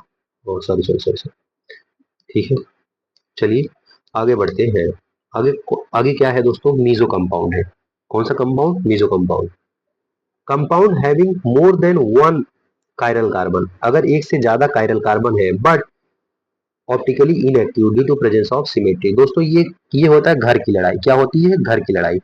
एक होता है आर, इसमें जैसे मान लीजिए 2 ग्रुप आ गए, यहाँ पे 2 कायरल कार्बन हो गए। अब यहाँ पे 2 कायरल कार्बन, तो 2 आर एस प्रोजेक्शन हो सकते हैं। ठीक है, यहाँ पे मान लीजिए CH3 ले ले, यहाँ पे ले लीजिए हाइड्रोजन, यहाँ पे ले लीजिए क्लोरीन, यहाँ पे ले लेते हैं C डबल बॉन्ड OH, यहाँ पे ले लिए ब्रोमीन, यहाँ पे ले लिए ब्रोमीन, और यहाँ पे ले लिए आयोडीन। ठीक है, ठीक है, तो यहाँ पे जो आएगा दोस्तों, एक आर होना चाहिए, एक एस, अगर आर एस नहीं होगा तो गलत हो जाएगा। जैसे यहाँ पे देखिए, एक, इसको 1 देंगे, इसको इस वाले ग्रुप को 2 देंगे, और इस वाले ग्रुप को 3 देंगे, तो यहाँ इस वाले कार्बन के लिए, इस वाले कार्बन के लिए ये हो जाएगा, हॉरिजॉन्टल पोजीशन पे है, हॉरिजॉन्टल पोजीशन पे है, तो हॉरिजॉन्टल पोजीशन पे और कैसे जा रहा है, हॉरिजॉन्टल पोजीशन पे और एंटी क्लॉकवाइज जा रहा है। एंटी क्लॉकवाइज जा रहा है तो क्या होना चाहिए, एंटी क्लॉकवाइज जा रहा है तो एस होना चाहिए, यहाँ पे एस होगा, सॉरी आर होना चाहिए ना, आई थिंक आर होना चाहिए, यही होना चाहिए, हाँ एंटी क्लॉकवाइज है तो आर होगा, सॉरी सॉरी, एंटी क्लॉकवाइज है तो आर होगा, ठीक है। ओके, अब यहाँ पे देखिए इस वाले ग्रुप को पहले क्लोरीन ब्रोमीन आयोडीन में, आयोडीन को सबसे पहले, फिर इस वाले ग्रुप को देंगे कि इस वाले ग्रुप को देंगे ब्रोमीन को, आप पहले डिसाइड करिए। हम इस वाले ग्रुप में ज्यादा देंगे, इस वाले ग्रुप को 2, अब फिर इसके बाद दे देंगे इसको 3 नंबर। यहाँ पे CH3 का कोई मान नहीं होगा। फिर यहाँ पे देखेंगे ये कैसे है, यहाँ पे ये वर्टिकल पे है, ये किस पे है, वर्टिकल पे, COOH, ठीक है। अब यहाँ पे देखेंगे कौन सा ग्रुप आ जाएगा, वर्टिकल पे है 3, ठीक है, ठीक है ना। यहाँ पे देखेंगे क्लोरीन या ऑक्सीजन है तो यहाँ पे क्लोरीन वाला ज्यादा लेगा। ये कैसा है, ये कैसे जा रहा है, क्लॉकवाइज, क्लॉकवाइज जाएगा वर्टिकल पे, क्लॉकवाइज क्या होता है, वर्टिकल पे क्लॉकवाइज जाएगा तो क्या होगा, क्लॉकवाइज जाएगा तो आर होगा। यहाँ पे मैं इसको पहले कैंसिल कर देता हूँ, यहाँ पे इसको मैं पहले थोड़ा सा मॉडिफाई कर देता हूँ, सॉरी सॉरी, मॉडिफाई करना पड़ेगा, यहाँ पे Br लेना पड़ेगा और यहाँ पे C डबल बॉन्ड OH लेना पड़ेगा। अब यहाँ पे इसका 1, इसका 2, इसका 3, ये होगा सही, नहीं नहीं अभी भी नहीं सही है। 1 मिनट दोस्तों, हम इसको फिर से बनाते हैं, फिर आपको हम कराते हैं। जैसे मैंने क्या लिया था, एक डबल बॉन्ड यहाँ लिया था, यहाँ पे लिया था CH3 आई थिंक, यहाँ पे लिया था क्या, हाइड्रोजन, यहाँ पे लिया था क्लोरीन, ठीक है। यहाँ पे अब यहाँ पे आयोडीन नहीं ले रहा हूँ तो मैं इसे मॉडिफाई कर रहा हूँ, आयोडीन मैं ले रहा हूँ 1, यहाँ पे ले रहा हूँ C डबल बॉन्ड OH, ठीक है। या मान लीजिए CH3 ले रहा हूँ, CH3 ले रहा हूँ, CH3, ठीक है, तो आपको ज्यादा समझ में आ जाएगा। CH3 ले रहा हूँ तो फिर यहाँ पे ले रहा हूँ आयोडीन, हाँ ठीक है, यहाँ पे ब्रोमीन ले रहा हूँ, क्या ले रहा हूँ, ब्रोमीन, सॉरी ब्रोमीन ले लूंगा तो बन जाएगा, ठीक है। अब इस वाले ग्रुप में देखिए ये क्या है, पहले हम इसको प्रायोरिटी देंगे, फिर दूसरा नंबर इसको प्रायोरिटी देंगे, इस वाले कार्बन के लिए देख रहा हूँ, ठीक है, और तीसरा नंबर इसको प्रायोरिटी देंगे। अब ये कैसे जा रहा है, ऐसे जा रहा है, ऐसे जाएगा तो हॉरिजॉन्टल पे है, हॉरिजॉन्टल पे एंटी क्लॉकवाइज जा रहा है, एंटी क्लॉकवाइज जो है तो आर होगा, क्या होगा, आर होगा, ठीक है। अब इस वाले ग्रुप में देखेंगे, इस वाले ग्रुप में इसका पेन दूसरा कलर ले लेता हूँ, हाँ तो आपको समझ में आएगा। इस वाले ग्रुप में लिखेंगे तो इसका नंबरिंग करेंगे तो पहला ग्रुप क्या है, आयोडीन वाला पहला आ जाएगा, फिर दूसरा इसका जाएगा, फिर तीसरा ये वाला जाएगा, ठीक है। तो इस वाले कार्बन का देख रहा हूँ कि ऐसा आ जाएगा। आप बोलोगे सर इसको क्यों नहीं लिए भैया, इसको क्यों नहीं लिए, क्योंकि भाई इसका देखोगे तो यहाँ पे कार्बन है, कार्बन के बाद इस पे देखिए क्लोरीन लगा हो ना, यहाँ पे कार्बन के पास हाइड्रोजन लगा है, तो इसका नंबर ज्यादा हो जाएगा, ठीक है। अब यहाँ पे जब देखेंगे ये वाला फोर्थ वर्टिकल पे है, वर्टिकल पे है ना फोर्थ पोजीशन, हाँ। अब फोर्थ पोजीशन वर्टिकल पे है और एंटी क्लॉकवाइज है, एंटी क्लॉकवाइज से एस होगा, ठीक है, इसका क्या हो जाएगा, एस हो जाएगा, ठीक है। या आप चाहे तो यहाँ देख सकते हैं, एंटी क्लॉकवाइज है तो एस हो जाएगा, ठीक है। आए समझ में, आई होप आ गया होगा, ठीक है। अब ये आर और यस जो है, एक इसका आर एक यस, तो ये कैंसल आउट हो जाएंगे, क्या हो जाएंगे, कैंसल आउट हो जाएंगे। नेट रोटेशन क्या हो जाएगा, जीरो हो जाएगा, नेट रोटेशन क्या हो जाएगा, जीरो हो जाएगा, ठीक है। दो कायरल कार्बन ढूंढो और दोनों का आर एस चेक करो, एक का आर एक एस आ जाएगा तो वो क्या हो जाएगा, नेट रोटेशन जीरो, तो वहां पे मीजो कंपाउंड होगा, कौन सा कंपाउंड होगा, मीजो कंपाउंड होगा, ठीक है दोस्तों। अब मोस्ट इंपॉर्टेंट टॉपिक पे आ रहे हैं जिसका नाम है एनएनसीओमर, क्या नाम है, एनएनसीओमर।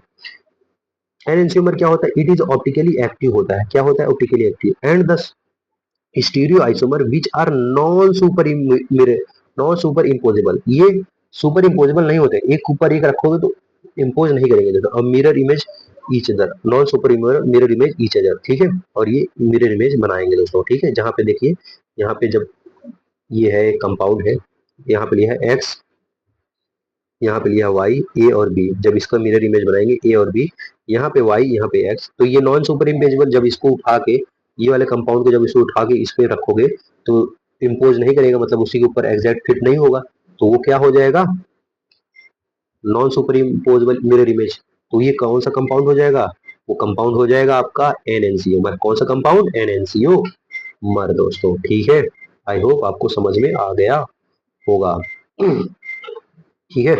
अब प्रॉपर्टी ऑफ एनएनसीमर की बात करेंगे, प्रॉपर्टी क्या होता है, they are always optically active दोस्तों, हमेशा एनएनसीमर ऑप्टिकली एक्टिव होंगे, and there are there for optically activity also जो ऑप्टिकल एक्टिविटी होंगे वो एनेंसियोमर होंगे, ठीक है। जो ऑप्टिकली एक्टिव रहेंगे वो क्या होंगे, ऑप्टिकली एक्टिव कंपाउंड वो क्या होंगे, एनेंसियोमर होंगे, ठीक है। अब दूसरा, the R S and D L configuration both of enantiomers are always opposite. एक आर होगा तो एक एस होगा दोस्तों, अपोजिट रहेंगे दोस्तों, ठीक है। थर्ड पोजीशन क्या, थर्ड पॉइंट जो है, the angle of rotation is same. Angle of rotation क्या होना चाहिए, सेम होना चाहिए, ठीक है। But one is D form and another is L form. एक डी फॉर्म होना चाहिए तो एक एल फॉर्म होना चाहिए। फोर्थ पॉइंट क्या बोल रहा है दोस्तों, इंपॉर्टेंट है, physical property are same so can not be separated by fractional distillation. दोस्तों ये फ्रैक्शनल डिस्टिलेशन से सेपरेट नहीं किया जा सकता। अभी हम चैप्टर जब बात करेंगे वहां पे हम इसको फ्रैक्शन डिस्टिलेशन क्या होता है, बाकी और सारे डिस्टिलेशन क्या होते हैं, हम वहां पे डिस्कस कर रहे होंगे। फिफ्थ पॉइंट क्या है, केमिकल प्रॉपर्टी। जो केमिकल प्रॉपर्टी है आल्सो सेम बट डिफरेंट, क्या होंगे, डिफरेंट प्रोडक्ट विल रिएक्ट करेंगे। केमिकल प्रॉपर्टी सेम रहेंगे दोस्तों, लेकिन जब रिएक्ट करेंगे तो उसके डिफरेंट प्रोडक्ट आएंगे, ठीक है। समझ में आया कि नहीं आया। अब आता है डाइस्टीरियोमर क्या होता है। डाइस्टीरियोमर की बात कर लेंगे दोस्तों। देखिए डाइस्टीरियोमर क्या होता है, stereo isomer which are not a mirror image of each other. जो स्टीरियो ऐसा ऐसा आइसोमर जो मिरर इमेज ना हो एक दूसरे के, जैसे मान लीजिए यहाँ पे ये ए है, ये बी है, ये एक्स है, ये वाई है। जब यहाँ पे बनाएंगे मिरर इमेज तो क्या है, यहाँ पे मिरर इमेज नहीं होगा। मान लीजिए एज इट इज यहाँ पे दो बना लीजिए, दो कायरल कार्बन बनाइए, यहाँ पे पी ले लिए, यहाँ पे क्यू ले लीजिए, ठीक है। जब इसको दो कायरल कार्बन का बनाएंगे, यहाँ ए है, यहाँ बी है, यहाँ पे मान लीजिए वाई आ गया, यहाँ पे क्या होगा, एक्स आ गया, लेकिन यहाँ पे पी और यहाँ पे क्यू। अब ये मिरर इमेज नहीं है एक दूसरे के। मिरर इमेज क्यों नहीं है, क्योंकि इसको क्यू को यहाँ होना चाहिए था, क्यू यही है, क्यू वही है। ये मिरर इमेज नहीं है दोस्तों। मिरर इमेज नहीं होगा तो ये क्या होगा, डाइस्टीरियोमर होगा, ठीक है। प्रॉपर्टी ऑफ डाइस्टीरियोमर की बात करेंगे, दे में बी ऑप्टिकली एक्टिव और ऑप्टिकली इनएक्टिव। ये ऑप्टिकली एक्टिव भी हो सकते हैं और ये ऑप्टिकली इनएक्टिव भी हो सकते हैं दोनों। जबकि enantiomer enantiomer always optically active होता है और इसका R S configuration is same at one chiral carbon and different in opposite. मतलब यहाँ का अगर एस होगा तो यहाँ का एस होगा तो यहाँ आर होगा, लोग ठीक है। एक का सेम होगा और दूसरे वाले का अपोजिट होगा, ठीक है दोस्तों। R S configuration same at one and different at other chiral carbon. Physical physical properties not same, physical property same नहीं होगा, so it can not be separated by phase. किससे नहीं सेपरेट किया जाएगा, फ्रैक्शनल डिस्टिलेशन से separate नहीं होगा, जैसे वहां पे एनएनसीओमर में बात किया। दो G I are also diastereomer each other. ये बहुत इंपॉर्टेंट है दोस्तों। दो जीआई है वो भी डाइस्टीरियोमर हो सकते हैं। जैसे यहाँ पे देखिए एक सिस फॉर्म है, यहाँ पे कार्बन कार्बन डबल बॉन्ड है, same same group same side है, तो ये cis form. Carbon carbon double bond, ये सेम ग्रुप डिफरेंट साइड, तो ट्रांसफॉर्म। ये भी क्या है, डाइस्टीरियोमर कहला सकते हैं दोस्तों। आई होप यहाँ तक आपको समझ में आ गया होगा। चलिए नेक्स्ट पॉइंट की बात करते हैं। नेक्स्ट पॉइंट में दोस्तों आ गया अपना, क्या नेक्स्ट पॉइंट में आ गया दोस्तों, रेसमिक मिक्सचर के बारे में। पहले इसको हम ताला तोड़ेंगे और इसे जूम करेंगे, ठीक है। रेसमिक मिक्सचर क्या होता है, racemic mixture it is optically inactive and mixture of equimolar of concentration of enantiomer. क्या बोला, ये ऑप्टिकली इनएक्टिव होता है और mixture of equimolar of equal equal concentration of enantiomer. जैसे इसमें 50% आर है तो 50% एस, तो 50% डी है तो 50% एल होना चाहिए। Due to the same concentration of isomerism, net rotation इसका भी क्या होना चाहिए, जीरो होना चाहिए। ये क्या होता है दोस्तों, मीजो कंपाउंड का बोला था मैंने, घर घर की लड़ाई। ये रेसमिक मिक्सचर होता है जो घर और पड़ोस की लड़ाई, घर और पड़ोस की लड़ाई होती है, वो एक्सटर्नल कंपनसेशन होता है। वहां पे जो मीजो कंपाउंड था इंटरनल कंपनसेशन के कारण हो रहा था, यहाँ पे एक्सटर्नल कंपनसेशन के कारण होता है दोस्तों ये नेट रोटेशन जीरो, ठीक है। रेजोल्यूशन क्या है, separation of racemic mixture into optically compound, separation of racemic into optically active components, ठीक है। अब मेथड ऑफ रिवोल्यूशन क्या है, मेथड ऑफ रिवोल्यूशन चलिए देख लेते हैं। दो मेथड है दोस्तों, एक है बायोकेमिकल मेथड यूजिंग एंजाइम, दूसरा है केमिकल मेथड। यहाँ पे बायोकेमिकल मेथड हम नहीं डिस्कस करेंगे क्योंकि हमारे सिलेबस से बाहर है। हम बात करेंगे केमिकल मेथड की। केमिकल मेथड क्या है दोस्तों, एनएनसीओमर कन्वर्ट हो जाता है डाइस्टीरियोमर में। जैसे racemic mixture of compound with reaction with optically pure reagent to form mixture of diastereomer and can be separated by fractional distillation. अब जो केमिकल से जो रिएक्शन कर रहा है यहाँ पे फ्रैक्शनल डिस्टिलेशन से सेपरेट किया जा सकता है। जब हम प्योर ऑप्टिकली प्योर रिएजेंट ले रहे हैं तो वहां पे मिक्सचर क्या बन रहा है, डाइस्टीरियोमर, ठीक है, उसे हम फ्रैक्शनल डिस्टिलेशन सेपरेट, जैसे आर एस है, एक में आर या एस ले रहे हैं प्योर रिएजेंट, जब इसे करेंगे इफ आर ले रहे हैं तो R R plus R S बनेगा, ये क्या है, डाइस्टीरियोमर। इफ एस ले रहे हैं तो आर एस और एस एस बन जाएगा, ये भी क्या एक में सेम एक डिफरेंट बन रहा है, ये क्या हो जाएगा, डाइस्टीरियोमर, मैंने पहले ही बता दिया था। ठीक है दोस्तों, इसे हम किससे सेपरेट कर सकते हैं, फ्रैक्शनल डिस्टिलेशन से। अब आते हैं नेक्स्ट टॉपिक पे जिसका नाम है erythrose and threose isomerism. Erythrose and threose isomerism क्या होता है, at least 2 chiral carbon must be present, 2 chiral carbon present ही होने चाहिए दोस्तों इरिथ्योज और थ्रियोज के लिए। Threose common group at same side of both chiral carbon, both chiral carbon पे कॉमन ग्रुप अगर सेम साइड है तो वो इरिथ्योज होगा, अगर बोथ कायरल कार्बन पे कॉमन ग्रुप अपोजिट साइड है तो वो होगा त्रियोज, क्या होगा, त्रियोज, ठीक है। जैसे यहाँ पे देख पा रहे होंगे, अगर both chiral carbon same side है तो इरिथ्योज, और बोथ कायरल कार्बन पे यहाँ पे डिफरेंट साइड है तो मतलब अपोजिट साइड पे है तो ये क्या होगा, त्रियोज होगा। ये आप अपने ऐसे आंखों से ही बता सकते हैं कौन से इरिथ्योज हो कौन सा त्रियोज होगा, ठीक है, समझ गए। अब erythrose and threose are diastereomer, erythrose and threose are diastereomer. Note, rotation of Fischer projection by 180 degree plane always form same compound. जब इसे फिशर प्रोजेक्शन को 180 डिग्री से रोटेट कर दे रहे हैं, जैसे यहाँ पे देखिए ये है CH3 मतलब C डबल बॉन्ड OH, यहाँ पे CH3 OH यहाँ HH, जब इसे 180 डिग्री से रोटेट कर दे रहे हैं ये OH इस तरफ आ जाएगा, यहाँ पे HH ये आ गया, CH3 ऊपर CH3, ये क्या हो जाएगा, होमोमर, क्या हो जाएगा, होमोमर। जैसे यहाँ पे अगर नहीं समझ में आ रहा है तो ये वाला देखिए, C डबल बॉन्ड OH है, CH3 OH है, जब इसको 180 डिग्री से रोटेट करेंगे दोस्तों OH इस तरफ आ जाएगा, यहाँ पे OH है यहाँ पे H है, और C डबल बॉन्ड OH ऊपर है यहाँ नीचे आ जाएगा यहाँ पे, ये क्या होंगे, होमोमर, क्या होंगे, होमोमर। या इसे या इसे हम बोलते हैं क्या, इसे हम बोल सकते हैं दोस्तों आइडेंटिकल भी बोलते हैं या होमोमर भी बोलते हैं, ठीक है दोस्तों। आई होप आपको समझ में आ गया होगा। चलिए आगे बढ़ते हैं, क्या बात करेंगे हम, conversion of base dash into Fischer. Base dash को हम फिशर में कैसे कन्वर्ट कर सकते हैं, देखो ट्रिक बोलता है क्या है हमारा, हमने जो ट्रिक लिखा है क्या बोलता है, डैश को देखो, बेस डैश में डैश को देखो, राइट राइट को राइट की तरफ एंड लेफ्ट को लेफ्ट की तरफ।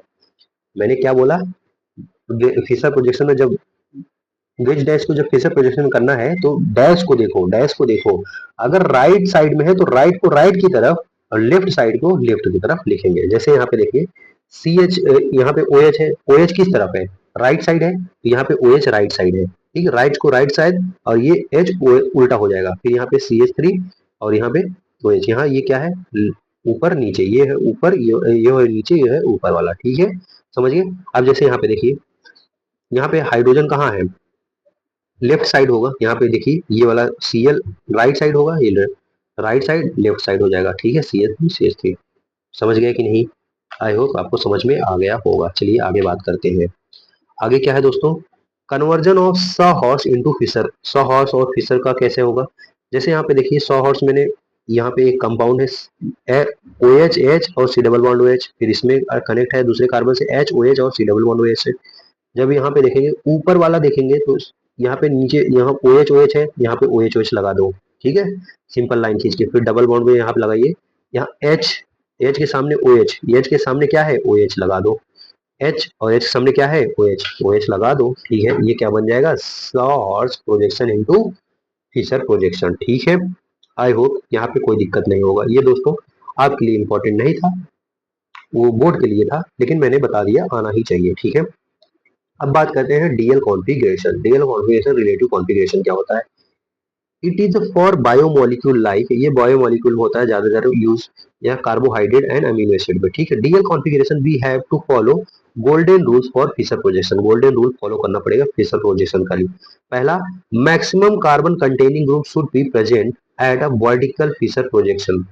मैक्सिमम कार्बन कंटेनिंग ग्रुप कहाँ पे प्रेजेंट होने चाहिए, वर्टिकल फिश में। If not present then bring them to interchanges, अगर नहीं प्रेजेंट है तो उसको दो इंटरचेंज करके उसे लाना पड़ेगा, जैसे मैंने पिछले वाले उसमें बताया था वेज डैश में, ठीक है। Most oxidised carbon containing compound should be present on top vertical line. जो most oxidise carbon compound, carbon containing compound है वो प्रेजेंट होना चाहिए कहाँ, टॉप वर्टिकल पर, टॉप वर्टिकल ग्रुप पे टॉप पे, ठीक है। If not present then bring them दो two interchanges by rotation of 180 degree, 180 degree का रोटेशन करके वहां पे लाएंगे, ठीक है दोस्तों। जैसे यहाँ पे देखिए, एक है C double bond OH CH2 OH और H, ठीक है। ये क्या है, डी ग्लिसरल एल्डिहाइड, क्योंकि डी जो है यहाँ पे राइट साइड में है, ठीक है, राइट साइड में, ठीक है। अब यहाँ पे देखिए, इसका जब मिरर इमेज लाएंगे तो ये क्या हो जाएगा, L L glycerol aldehyde on the left side. OH group कहाँ है, लेफ्ट साइड, OH ग्रुप कहाँ है, राइट साइड में, ठीक है दोस्तों। अब नोट पॉइंट की बात करेंगे, इफ मोर देन एक से ज्यादा chiral carbon is present then only last chiral carbon is consider as DL configuration. कौन सा कायरल कार्बन कंसीडर किया जाएगा, लास्ट कायरल कार्बन दोस्तों। कौन सा कायरल कार्बन कंसीडर किया जाएगा, लास्ट कायरल कार्बन, ठीक है, समझ गए। आई होप आपको समझ में आ गया होगा। If more than one chiral carbon is present then only last chiral carbon consider as DL configuration, ठीक है, लास्ट वाला कंसीडर किया जाएगा। चलिए आगे बढ़ते हैं। मैंने क्या बोला, जैसे यहाँ पे कई सारे होते हैं ना दोस्तों, ऐसे, तो ये जो लास्ट वाला यहाँ पे जो sp3 वाला कार्बन होगा, जो लास्ट वाला sp3 वाला होगा, वही जो होगा डीएल कॉन्फ़िगरेशन में लिया जाएगा। आई होप यहाँ तक समझ में आ गया होगा। चलिए बात करते हैं, हम कैसे ये सारे कैलकुलेट कर सकते हैं, सॉरी, कैसे हम इसको पूरा निकाल सकते हैं अब पढ़ने के बाद। यहाँ तक हमारा टॉपिक खत्म हो गया है दोस्तों। अब हम बात करेंगे कैसे हम सारे OI और GI को निकालेंगे। Calculate number of OI, case first में क्या लिखेंगे, if only one chiral carbon, total OI और AO ऑप्टिकल ऑप्टिकल आइसोमेरिज्म और ऑप्टिकली एक्टिव कंपाउंड जो होते दो होंगे। अगर एक कायरल कार्बन होगा तो ऑप्टिकली एक होगा, ठीक है। ऑप्टिकल आइसोमेरिज्म जो होगा कितने होगा, ओ optically active compound plus optically inactive, ठीक है। यहाँ पे ऑप्टिकली एक्टिव को ए लिख रहे हैं, ऑप्टिकली इनएक्टिव को एम लिख रहे हैं, ठीक है दोस्तों, ए प्लस एम हो जाएगा। इफ एन इज वन, अगर एन जो होगा वन होगा, फॉर म्यूजो कंपाउंड जीरो हो जाता है, तो ऑप्टिकली आइसोमेरिज्म जो होगा ऑप्टिकली एक्टिव के बराबर हो जाएगा, दो आएगा, ठीक है। जैसे यहाँ पे एग्जांपल में दिया है CH3 CH CL CH2। अब यहाँ पे एक कायरल कार्बन है, एक कायरल कार्बन का 2 की पावर 1 हो जाएगा, क्या आ जाएगा, 1 आ जाएगा, 2 आ जाएगा, ठीक है। अगर if n is greater than one, मतलब अगर कायरल कार्बन एक से ज्यादा है तब, if chiral carbon different symmetry पे है, अगर कायरल कार्बन डिफरेंट सिमेट्री पे है तो ऑप्टिकल आइसोमेरिज्म के लिए फॉर्मूला है ए प्लस एम, एम वहाँ पे जीरो हो जाएगा मीजो कंपाउंड है तो, वहाँ पे ऑप्टिकल आइसोमेरिज्म बराबर हो जाए ऑप्टिकल एक्टिव बराबर 2 की पावर एन के, ठीक है। जैसे आप यहाँ पे देख पा रहे होंगे एग्जाम्पल में, ठीक है। क्या क्या है एग्जाम्पल में, क्या है, CH3 CH Cl CH3 Br CH, ठीक है, समझ गए कि नहीं, आई होप समझ गए हो गए, ठीक है। अब बात करेंगे second point, if chiral carbon is अगर सेम है और सिमेट्री पे है तब, अगर इफ एन इज इवन, अगर इवन है तो optically active A plus M का वहां पर फॉर्मूला होता है दोस्तों, optical isomer 2n-1 plus n by n divide by 2-1, ठीक है। इसे कुछ लोग लिखते हैं 2n-1 प्लस 2p की power p, 2 2p-1, 2 power p-1, ठीक है। आप डायरेक्ट ऐसे याद कर सकते हैं। अगर n जो है ऑड है तो 2 वहां पे निकालेंगे, ऑप्टिकल आइसोमेरिज्म बराबर 2n-1, ठीक है दोस्तों। जैसे यहाँ पे देखिए, ये है यहाँ पे दो, क्या है, दो आइसोमेरिज्म है, दो कायरल कार्बन है, दो कायरल कार्बन का 2-1 अपॉन में दो क्या है, इवन होता है, और यहाँ पे 2, यहाँ पे क्या हो जाएगा, 2-1 डिवाइड बाई 2 करेंगे तो यहाँ पे 3 आ जाएगा, क्या आ जाएगा, 3 ऑप्टिकल आइसोमेरिज्म आ जाएगा, क्या आ जाएगा, 3, ठीक है। अगर ऑड है, ऑड के लिए यहाँ पे 2n-1 डिवाइड बाई 2 कर देंगे, ठीक है। अब ऑप्टिकली एक्टिव बराबर होता है रेसिप्रोकल मिक्सचर 2n-1 होता है, ठीक है। ये इतना हो गया। चलिए अब बात करेंगे किसकी, अब हम बात करेंगे सिड्डो कायरल कार्बन की। सिड्डो कायरल कार्बन क्या होता है, if sp3 carbon attach two group and two same group which can behave both as chiral and achiral carbon, ठीक है। दोनों किसकी तरह बिहेव करेंगे, chiral and achiral carbon की तरह। While calculating number of OI and PCC consider as chiral carbon, ठीक है। किसकी तरह काम करेगा, कायरल कार्बन की तरह काम करेगा। क्या बोला मैंने, अगर sp3 carbon attached to same group which can be behaves as both chiral carbon और एक iron। जो मतलब sp3 कार्बन जो सेम ग्रुप से अटैच हो और वो दोनों की तरह काम कर सकते हैं, कायरल की तरह भी एक कायरल की तरह भी, तब वहां पे होता है किसका, सिड्डो कायरल कार्बन का। While calculating number of OI optical isomerism, principal carbon chain consider as chiral carbon। किसका काम करेंगे, प्रिंसिपल कार्बन कायरल कार्बन को तरह काम करेंगे। जैसे यहाँ पे देखेंगे, अब यहाँ पे फॉर्मूला ऑप्टिकल 2n⁻⁻1 ऑड है, थ्री है तो ऑड है, ऑड 3 - 1 2 आएगा तो यहाँ पे आ जाएगा 4। Answer calculating number of stereo isomerism. Number of stereo isomerism जो होता है दोस्तों निकालते हैं, स्टीरियो आइसोमेरिज्म बराबर होता है जी आई प्लस ओ आई। क्या होता है, जी आई प्लस ओ आई। स्टीरियो आइसोमेरिज्म निकालने के लिए जी आई प्लस ओ आई लगाते हैं दोस्तों, ठीक है, समझ में आया। चलिए बात करेंगे दूसरे केस की। दूसरा केस क्या है, if G I centre and O I centre different. अगर G I centre and O I centre different है, एब्सेंट है, तब क्या होगा, क्या होगा, टोटल ये साइज होगा स्टीरियो आइसोमेरिज्म 2 की पावर n होगा। ठीक है, जैसे C H three C double यहाँ पे कितना है, दो कार्बन दो है तो 2 की पावर 2 यानी 4 हो जाएगा। केस सेकंड की बात करें, if G I and O I centre different and symmetry absent, symmetry present होगा, सिमेट्री एब्सेंट होता है 2 की पावर n हो जाता है, और सिमेट्री प्रेजेंट होता है तब क्या होता है, तो यहाँ पे जितने नंबर ऑफ होंगे, डबल वन वन टू, दो होंगे और एक तीन, तीन जो होंगे होंगे तो स्टीरियो आइसोमेर 2 की पावर 3 यानी 8 आ जाएगा आंसर। ठीक है, समझ में आ गया। अरे एक हो जाएगा ये वाला, ये दो हो जाएगा, तीन हो जाएगा, ठीक है समझिए। आई होप यहाँ पे समझ आ गया।